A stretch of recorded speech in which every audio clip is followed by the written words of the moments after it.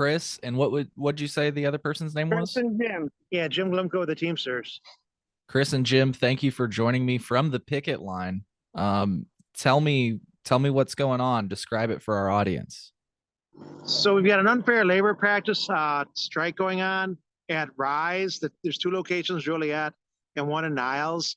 And, they've been, not treating the workers the way they need to be treated.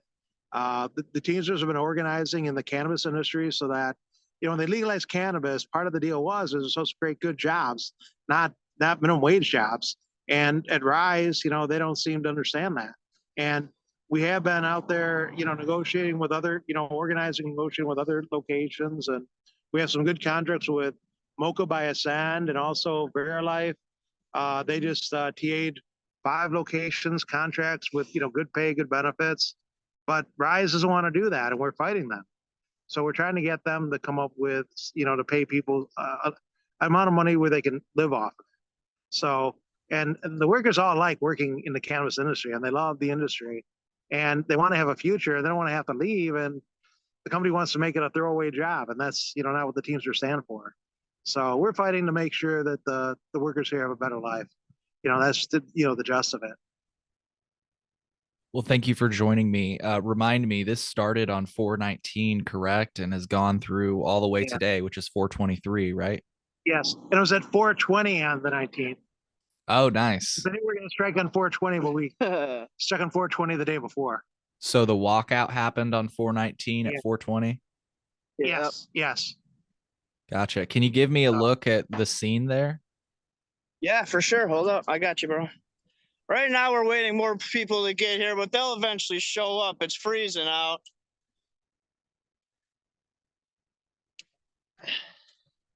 Yeah, it is quite early for folks that are watching. Yeah, we only have a few people out here now, but they'll be out here more later. They usually come around noon. We got our rats for a few scabbies that are still in there. I was here for 3+ years, man, and I'm not working here no more. I'm just here supporting these guys because I know what they're doing and what's going on. And it's bad labor practices, man. Like, I love cannabis. I've been doing this my whole life, been waiting for this, and it finally came through, and worked here for 3 years. The first year was okay. Then the next 2 years, you started getting managers fired or leaving, people leaving. And then you see how they don't want to give anybody raises. Ben Culver is a very wealthy person. I'm sure you know. He's the heirloom of Jim Beam. He's got money. This guy's opening dispensaries nonstop. I don't get it. And then on top of that, Cole, this guy's got 5 different products. Big dogs, dog walkers, incredible edibles. He's got Shine products. He's got Good Green. This guy's got more stuff labeled under GTI name. And this building behind me, as you can see, the dispensary, that's pretty much what they sell. I worked in inventory. So my issue was they were overstocking the vault, man. Like I was the shift supervisor here under the inventory guys, and I've had people get busted in the face with, falling shit. The racks are only supposed to weigh 300 pounds of weight.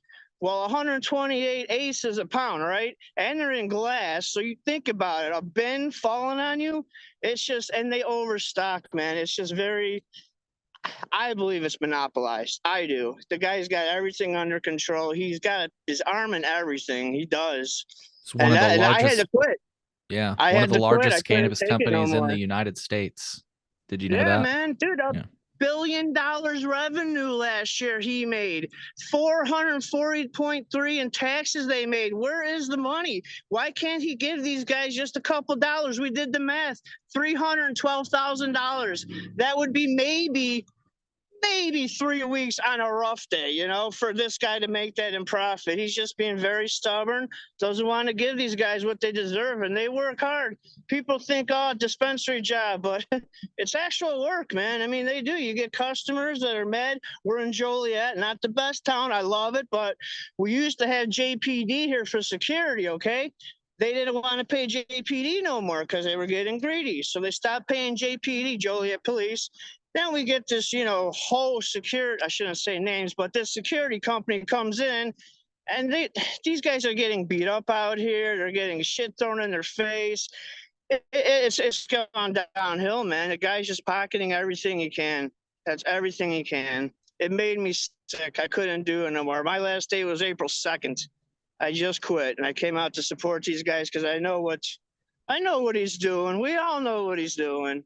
It's just about money, bro. Taxes and money. That's all they care about. That's it. He doesn't care about cannabis. He doesn't know anything about cannabis. He should stick to his Jim Beam. Yes. And for folks that are, can For you real. explain that reference for folks? And then I want to get back to what you're pushing for.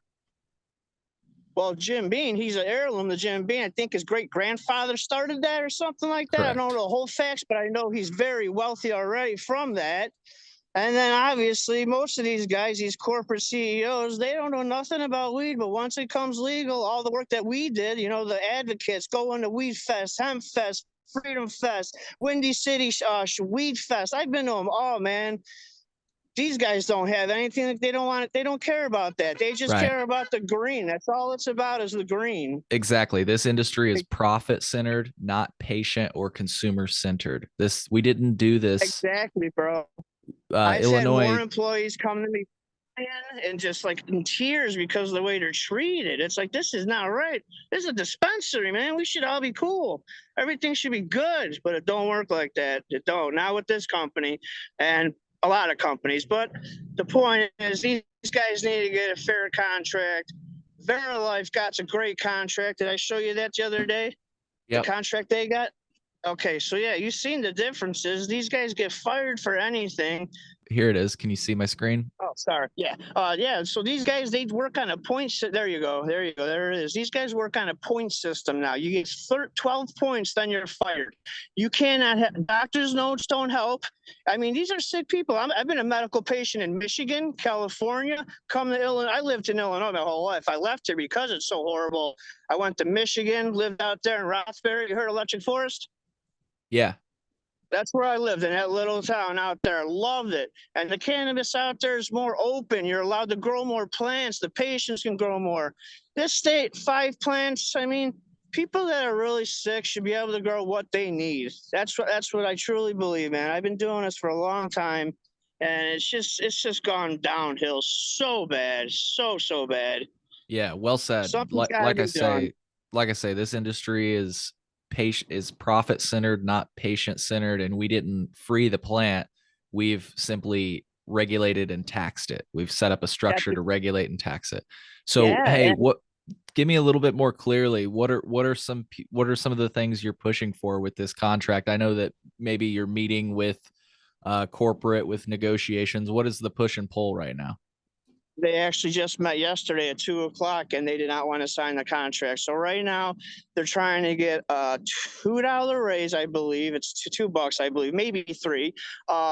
The guy doesn't match anything on 401k. I was putting 15% of my checks into the 401k because there's no pension. The insurance, it's okay. Medical, it's okay. But he doesn't pay his people enough. I mean, I was going home with, I'm 42 years old, bro. I bought my first house when I was 18. I can't even get a loan for a house, right? Well, now I don't work here, but when I did, couldn't even get a loan for a house. It's like, come on, man. And I was a shift supervisor. I've been doing this, you know, weed's been my life. That's a couple things. All right. Another thing is getting the vault and the deliveries. They're just constantly coming. Every day there's a new vendor coming out, and this vault is packed, bro. Like, you cannot even walk inside of it. I have pictures. I got proof. I could show you everything. I don't know how to do it on the phone. I could send it to you later, but I will show you, man. I have proof. Please do. You know Stizzy, right? They're real big, Stizzy. All right. We just started getting Stizzy in Illinois. So check this out. I do the inventory, okay? So I put all the information into the computers. I'm looking at the paperwork, and it says strawberry cough. What's strawberry cough? What strain is that? I've heard indica sativa. Okay, well, it's a sativa, and that's supposed to bring you like a little bit of up, and it's actually for anxiety. That's what that strain's for. Very difficult to get. It is. It's the right strawberry cough. Everyone's got it, but if you want the right strawberry cough, it's hard to get. Anyways, Stizzy came through. And I'm looking at the paperwork, and it tells you what it says: strain, and then it says made with. And on the paperwork, it said Afghan Kush. Afghan Kush is an indica. They're telling people it's a sativa, strawberry cough, and it's made with Afghan Kush. What the hell's that all about? All the strain paperwork, I'll tell you, I'll show you, bro. Like, I'm Yeah. trying to get it I mean, out I there. believe I'm that not. honestly though, because there's nothing Oh, it really is. to protect against that. You know what I mean? Like in the liquor industry, you can't sell a bourbon or you can't sell a whiskey as a bourbon. Like there's a certain technique in order to be legally called a bourbon. But in the cannabis Yeah, industry, I'm not aware of an I analog. think I could tell you how they're getting around that. Okay, so how he's getting around that is because GTI owns. They have Oglesby, Illinois, and then they got Rock Island, Illinois. Those are their growth facilities. Okay, now they have their growth facilities And there. really quick, have you heard that they grow outdoors there? I've heard that they do No, we some. are not allowed to grow outdoors. That's another thing. Nobody ever sees these grow places. Oh, bro, I can go on forever. I'm sorry. No, it's This okay. really gets to me, man. It really does, because this is not right. These guys grow. I don't have facts, but I am pretty sure they're just growing auto flowers. They are pushing so much weed just to make the money, the tax revenue. That's all it's about. Uh, I have seen more people complain about moldy weed because they're just pushing it out. And another thing I heard from a delivery guy that works at these places is that now they're not even curing the bud the right way. You cure bud, it should hang, 4 or 6 weeks, depending on the strain and how much and humidity. They're nitrogen freezing it. Freeze it, dry it, pack it, send it away. That's where your mold's coming from. That's why people are getting mad. They're getting sent back with bad oils because they're using just leaves and stuff. Man, it gets deep, brother. It gets deep. I got a lot of people working on it. I got a whole file of proof that this is Yeah. not right. I would love to see some of those images of the vault. Back to some of the things that you're pushing for. You mentioned a lot of, the healthcare is not good. The wages are not good. The vault is ridiculous and almost even dangerous. It's Anything very else? dangerous. Um, Very dangerous. I've seen 3 employees get hit in the face. I mean, busted up, bro. And we have a little chick here that works here. Her name's Lo. She's real tiny. She can't reach up high. She literally climbs up these racks just to get stuff from the top. I will send you the pictures. Just try not to. I don't want to get. See, I am not union. I'm out here on my own, so I have no backup. I cannot be getting in trouble. You know what I mean? yeah, I'm not we union. can I'm work just out together here. to make sure that we don't show any sensitive information or whatever. I appreciate that because, Yeah. like I said, I'm just out here, because I know what they're going through. I know what's going on, and I got to help them. I got to. Um, I worked here for 3.5 years, and I literally got one raise.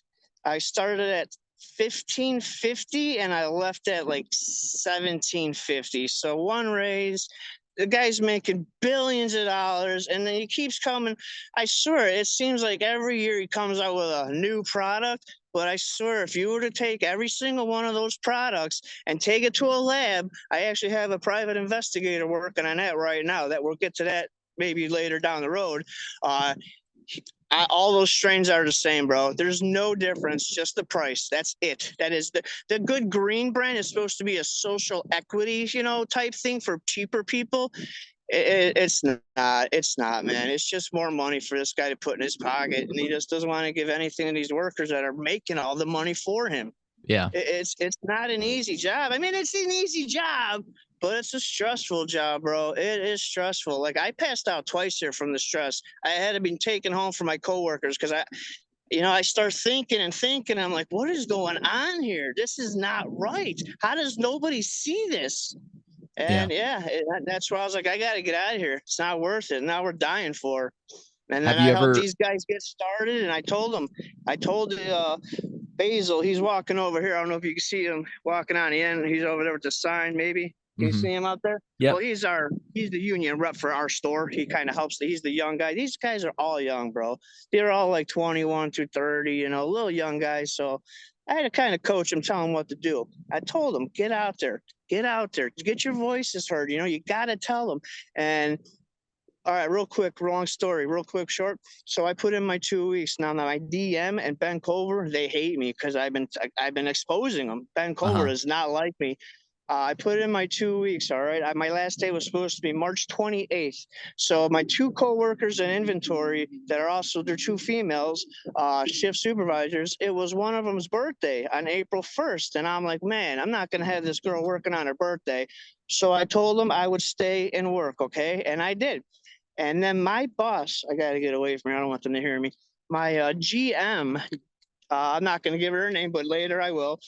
She comes to me the day before I'm ready to leave. Like, I'm done with this. I'm packing And up, ready really to go. quick, And you fight. realize we're on the record. You said you don't want them to hear you. They might be able to listen to this afterwards. Are you aware of that? Oh, no, I'm not worried about that at all. No, Oh, okay. I tell them all day, you know, what they're doing. I Just don't, like making I sure. said, I'm not union. I don't care. I got bond money, whatever. Anyways, the girl's birthday. Yeah. So I covered for them, and my boss gives me a review on Saturday. My last day would have been Sunday, technically March 28th, but April 2nd, because I was going to stay. I tell her, I don't want a review. I don't even want any temptations. I'm done with this place. She begs me, please, can I give you the review? I'm like, whatever. We go in the office. Perfect review down the line. $2 raise. She's like, your job's secure. You got your job. We want you to stay. We need you. And I know they do, especially now because they're screwed. And I'm thinking about it. I call my financial lady. I'm like, look, this is what my pay will be. Can I get the loan I need? She says, if you stay there for 7 months, what you'll make after the raise, we'll be able to get your loan. I'm like, all right, I'm going to pull it through. I'll keep my mouth shut, stick it through, because I need a house. People need to live. Right now I'm staying at a warehouse, my buddy's warehouse, it sucks. And I tell her, all right, Jen, I'm going to bite. I'll stay. Well, I get a message 2 days later after I've already told the job that I had set up that I was going to stay here. So I lost 2 jobs. The DM sends her a message saying, we're going to accept Chris's resignation. We don't want him here no more. I'm like, hold up. She already told me that I'm good. I have paperwork that says I'm good. I mean, they gave me everything. I was like, what are you guys doing? The incompetence. They don't know nothing about cannabis. They don't know nothing about the business. All they know is money. That's all they push. You go into meetings every morning, everything they tell you, make sure you sign people up for their point system, reward programs, oversell, just sell more stuff, sell. That's all they want you to do. Sell, sell, sell. They get bonuses. These guys don't get bonuses. It's like, what's going on here, man? What is going on? It's insane. It is just profit driven greed. So what else are you guys pushing for, like paid time off? Yes, they have on the contract. Let me run over here, grab it on the oh, you just put a post up there. They're gonna do they cannot fire without cause, because they were doing that. If the boss didn't like somebody, they would make something up. You're out of here. And like I said, the doctor's note thing, that was another thing. A lot of people are sick. We have cancer patients here that work here. There's a few elder people that work here. And when they're sick, they're sick. But it doesn't matter. If they get points, 2-3 points, and once you get 12, you're gone. That's how they get the revolving door. They don't got to keep people, and they can keep the labor low. They keep rehiring. Like I said, I started here in the beginning. There's only 4 of us left, and now 3. I couldn't do it.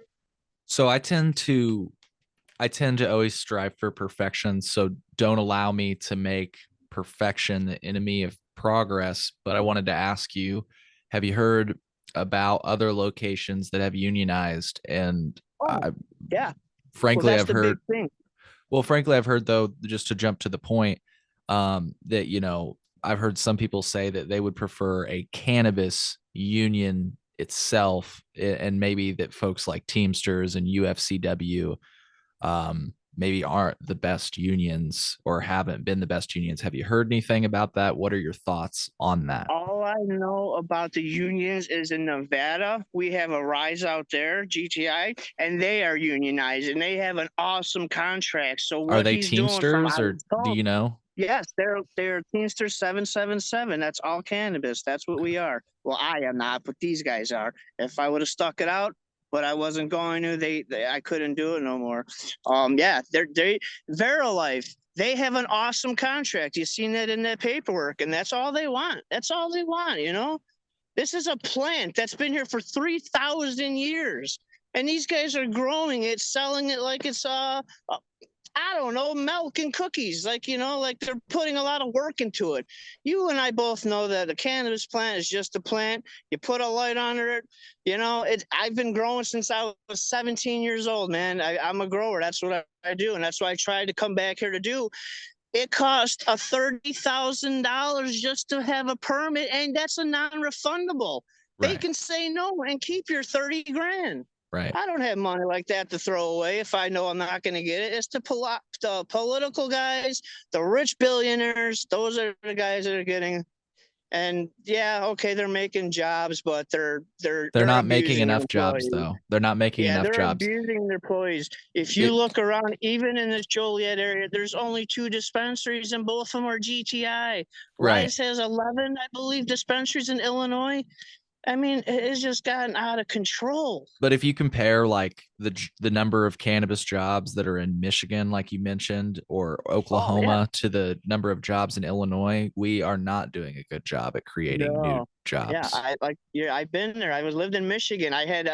You can go down the street and well, when they first started, dispensaries weren't legal. They were more like caregivers. In Michigan, you're allowed 5 patients, 12 plants. So people that had their 5 patients, they would open up a little shop, you know. It wasn't legal, but they let it slide. But now they got rules and laws, but they're not as strict as Romeoville. Romeoville, Illinois, everybody I know, a lot of these guys, they still all go to Michigan just to get their flower. So, because it's just not worth it here. The quality is crap. Yeah, I'm smoking on Michigan flower right now. You said you smoked a joint. You said it was horrible. I remember watching. I was like, yeah, man, that's how all the bud is. It's garbage. It is. It's garbage. But I'm, like you say, I'm smoking on Michigan cannabis right now. It is the way to go. I'm just curious, what do you get the sense is the ask from GTI? Are they just, nope, you're not going to unionize? Or are they like, okay, but we want this? Right now, I can tell you what we're doing. We're putting a dent in them. 95% of his workforce is out right now at this location. This is just a recreational location only. For the past 2 days, they've had all corporate people run here, and it has been running like shit. They've had over 13 discrepancies every morning. And that means where something's missing that shouldn't be, something got sold that shouldn't have, something got scanned. And see, they don't know what they're doing. They're all about numbers. You know, they don't see how hard it is. And I'm glad they got in here yesterday and the last few days. Now they understand. But I think Culver is going to push it as far as he can until he really feels the pain. But when you're dealing with someone that's got so much money, I really don't think he cares. Honestly, I know we don't care, but I don't, you know. What's the response you've seen from consumers? Do they just ignore you? Do some people hear you out? What's the experience been? People are listening. They are listening. Yeah, the other day, like I said, they had a union phone call on, I'll walk over here because Basil was on the phone call, and he'll tell you everything. Hold on one second, brother. Basil, come here, brother. I'm on podcast. Explain to this guy. All right, this is Basil. This is Cole. Give him some background on my question. Hey, nice to meet you. Hey, how's it going? Hey, I was just trying to get a feel for the sentiment, not only from GTI, but from consumers. What's the experience been like? Have people, are consumers stopping and listening to you? And is GTI, are they being receptive to the talks? Yeah, so we've had a lot of traction with customers, especially regulars coming in that weren't really aware of the situation at first. We've had a lot of misunderstandings. People think that we're out here like protesting against cannabis. So we've had to do a lot of clarifying. But we've had a super simple breakdown between our store and the Verilife store in Romeoville that just got their contract ratified. And the difference is kind of night and day between what the employees get for their work. And once the customers kind of see that, a lot of them have ended up turning around and taking their business over there or elsewhere, which is awesome. In terms of GTI, they've been, for the most part, radio silent. As far as we know, we're just waiting on them to offer to come back to the table. Otherwise, the goal is to hold out as long as possible. And at the moment, it certainly seems like on their busier days, they are definitely getting a little in over their heads. which is super disappointing for the people that are left having to work in there, because they're obviously not really receiving much compensation for having to do triple the amount of work. But otherwise, in terms of customer reception, it's been a good 75% positive, 25% not sure what's going on, and then once we clarify, usually they're pretty much all on board. Because they've otherwise received pretty much stellar service here from the staff, with the exception of potentially product issues. But that will be far and wide regardless of where you shop. So right, that's just an Illinois problem, not really a bud tender caused issue. Yeah, exactly. Gotcha. Well, thank you for giving us an idea of where we're standing. So yeah, we displayed the fact sheet between the comparison between Rise and Verilife. So are you basically pushing for exactly kind of what Verilife has? Yeah, just about. Because a lot of stuff. This is the crazy thing. A lot of stuff was already included. With what we had that Verilife was already asking for. So we are actually only asking for a little bit more than what we already have. Whereas Verilife was able to get a massive improvement on what they were already getting. Whereas at this point, we're just asking for a little bit of a tweaking here on the wage and the insurance and everything, and retirement benefits. And then that's really it. Super bare bones at this point. Because we made it to the very end of negotiations and then kind of got stonewalled for a good 3 or 4 months. So yeah, allow me to show my ignorance really quick. So feel free to laugh at me. The employees that are striking, are they getting paid right now? No, yeah. So the Teamsters do have a strike fund. So everybody who's out here basically signs up for the hours that they're out here, and will basically get a weekly check. That's gonna as long as they're still employed with the company, they will be receiving a weekly check based on the hours that they've worked, that they've basically been out here on the line. And can they be fired for striking? No, so striking is pretty much a completely federally protected act. Especially in Illinois, we actually have super strong strike and labor organization laws. So everybody here, even people that have still worked, but if they wanted to walk out, if it ever became too much, they are totally protected. This is like a full-scale walkout strike. So, based on unfair labor practices, anybody can walk out at any time, and then either receive pay for the union, or be immediately brought back to work once we go back to negotiations. Yeah, and just a quick recap for folks that are listening. Chris, I think, mentioned it earlier, but this started on 4/19 at 4:20, correct? And everybody just walked out? Yep, absolutely. Very interesting. Were you there? Do you have any idea of what the response was? Was management whoa, this is happening, or did they know it was happening? Or yes, so they did have a bit of a thing. So the union put out a presser, a little press release the night before. So they had some idea of what was going on. But again, they were about as prepared as they could be. I do know there was a bit of a hiccup for a minute there. But they brought in people from corporate. They brought in people from the offices, all to come to man registers and everything. So it was all hands on deck there. Do you have any idea how that works? Do they have people from corporate that are just temporarily badged for locations in case this comes up, or Yeah, so this is our thing that we don't really know about in terms of badging and having all the requirements to be in store and handle product in the back. I'm not sure. I'm sure they're more than likely covered by some stretch. I'm sure they wouldn't have done that without having that knowledge ahead of time. But yeah, as far as I know, it's mostly being manned by corporate and management right now. And yeah, the day of was kind of hectic. I think there was a good 10 or so people that wound up walking out off the floor, and that was from 2 of our other locations as well. They also had pretty massive showings the day of, where it was potentially 95% of the on the floor workforce just kind of walked out. So yeah. Well, one last quick question for you right now, just again to recap. Sounds like we're looking for matched retirement contributions, guaranteed annual wage increases, a little bit of maybe an escalated disciplinary process so that managers can't just fire you on a whim. What else am I not covering?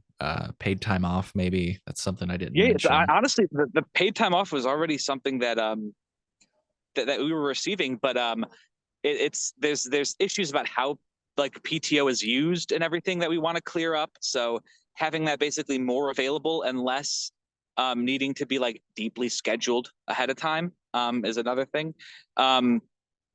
Otherwise, yeah, that you pretty much hit the nail on the head. That's most of what we're looking for. Trying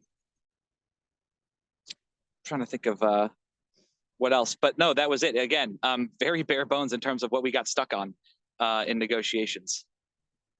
Gotcha.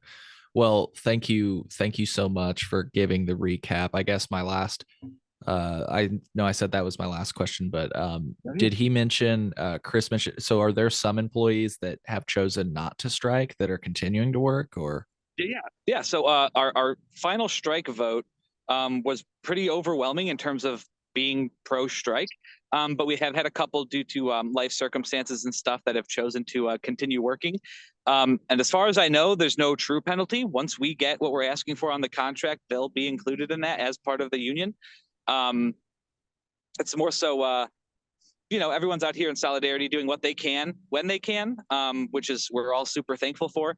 But we do like to be understanding, and we do get that people have personal issues and everything that might take front and center. But for the most part, we've had a very good showing of people sticking out here with us.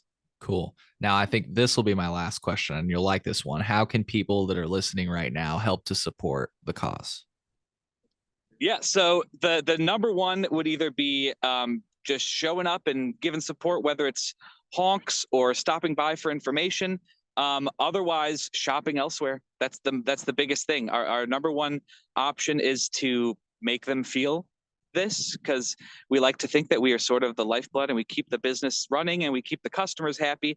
So the goal would be to have as few customers as possible and have them be elsewhere until we're back in the store working, able to provide excellent service for everybody.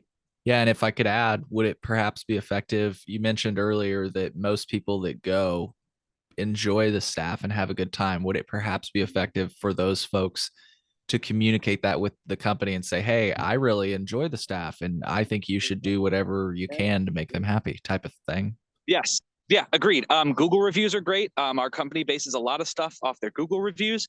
So if we were to potentially have low to mid-range Google reviews based on treatment of employees or people giving stories of excellent experiences they've had here in the store, I think would do a lot to kind of bolster our cause and make them realize that, we are kind of an integral part of their entire system. And the customers do notice having us not there. I'm sure. Well, thank you so much for joining. Do you have any last thoughts you wanted to share before I let you guys go? No, I think we pretty much covered it all. I'm happy you were able to give us a bit of a platform. We've been out here for a few days now, and we've been keeping strong, and all the support has been awesome. There's been lots of online support on Reddit and in other places, articles online and everything. So it's really awesome. News outlets been here. Yeah. But yeah, it's been great. So yeah, I think that's about it. Dave, do you have anything else to add? No, anything else you need from me, Cole? Nope, not that I can think of. Thank you for joining me, Chris. And what was the other fellow's name that just joined us? This is Basil. Yeah, Brandon Basil. Yes. Nice to meet you both. Thank you so much for your time. Any last thoughts, Chris? Man, just do what you guys can, please, because this is not right. This has turned into a Walgreens. It is. We can't let this happen. They don't deserve this. We have been working on this forever. Most of us who have been in this industry, well, X industry just started. This is not right, man. This is just not right. How much money they're making and don't want to give any up. They can't do this to people. People have families. People got to live. The economy sucks. Everything's so expensive right now. And this guy's the only one making billions, and he don't want to give anything up. That's my biggest issue, is these corporations that know nothing about cannabis run into this industry just for the money, and they don't take care of the employees making the money for them. That's my biggest issue, bro. Yep.